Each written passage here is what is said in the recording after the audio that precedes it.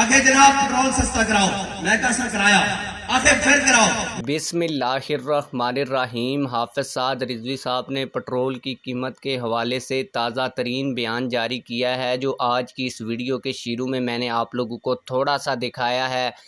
Video میں آپ لوگوں کو حافظ سعد رضوی صاحب کا پٹرول کی قیمت کے حوالے سے جو تازہ موقف آیا ہے اور بڑا اعلان انہوں نے کیا ہے وہ بھی دکھاؤں گا۔ اس کے علاوہ کچھ اور ڈیٹیلز بھی آپ لوگوں کو دوں گا کہ تحریک لبیک پاکستان نے کچھ عرصہ پہلے کراچی سے ایک لانگ مارچ کا آغاز کیا تھا۔ لانگ مارچ کا سب سے بڑا مطالبہ یہ تھا کہ حکومت پٹرول کی قیمت 250 روپے فی لیٹر کرے۔ جب تحریک لبیک پاکستان نے لانگ مارچ کا اعلان کیا تھا تو اس وقت تقریباً پٹرول کی قیمت 280 روپے تھی۔ تحریک لبیک پاکستان کے لانگ مارچ کی وجہ سے پٹرول کی قیمت 250 روپے تک آئی تھی، لیکن حکومت نے ایک مہینہ عوام کو ریلیف دیا اور اس کے بعد پٹرول کی قیمت پھر بڑھا دی۔ تحریک لبیک پاکستان اور حافظ سعد رضوی صاحب کے اوپر تنقید کرنے والوں کا کہنا یہ تھا کہ یہ جو پٹرول کی قیمت کم ہوئی ہے یہ روس سے جو جہاز آیا ہے اس وجہ سے کم ہوئی ہے۔ تحریک لبیک پاکستان کے لانگ مارچ کی وجہ سے کم نہیں ہوئی۔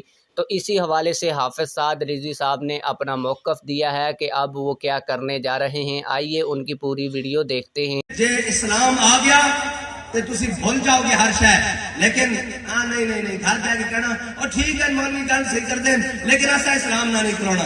آخر جناب پیٹرول سستا کراؤ، میں کیسا کرایا آخر پھر کراؤ۔ میں کہا نگران حکومت آ گئی، تسی ووٹ دیو لبیک میں اگلی باری پھر کرا دیں۔ اے جناب ساڑھے کارکنان بساں نہ لٹک دے ہویا، او جناب کراچی تو چلے تے جناب گرمی اوپ تے جناب سارا کچھ، قوم اتنی بھی توفیق نہیں ہوئی کہ آخر کہہ دیں جناب ساڑھے واسطے نکلے۔ آخر نہیں، جناب رشیا تو جہاز آیا تو سستا ہو گیا، میں کہ ایک اور منگا لو گے اور جھلے ہوئے گل نہیں ہے۔ ہاں جی لوکی مندے زہرا نو، ہاں چلو ساڑھا مجموع تواڈے مطابق ہے جناب میڈیا دی رپورٹ کے مطابق 10,000 بندہ، 10,000 بندہ ایک پاسے تے 25 کروڑ دینار ایک پاسے، انہوں کو سستا نہیں ہو رہا صبح شام۔ اچھا ساڑھے کو وسائل بھی کوئی نہیں، اسی طرح جناب ظاہری طور پہ فقیر آدمی جناب اپنی جیبیں جو لا کے کارکنان ذمہ داران جیبیں جو خرچ کر کے 100 ہزار روپے لا کے جناب اتنے چلنے والے بالکل جناب مسکین، ہاں لیکن حضور کی عزت کے مسئلے نہیں، مسکین مراد ہو نہیں، ہاں اس مسئلے کا سکندہ جب روح سے کہتے ہو لبیک یا حسینہ، پھر سینے سے یزیدوں کا ڈر کیوں نہیں جاتا؟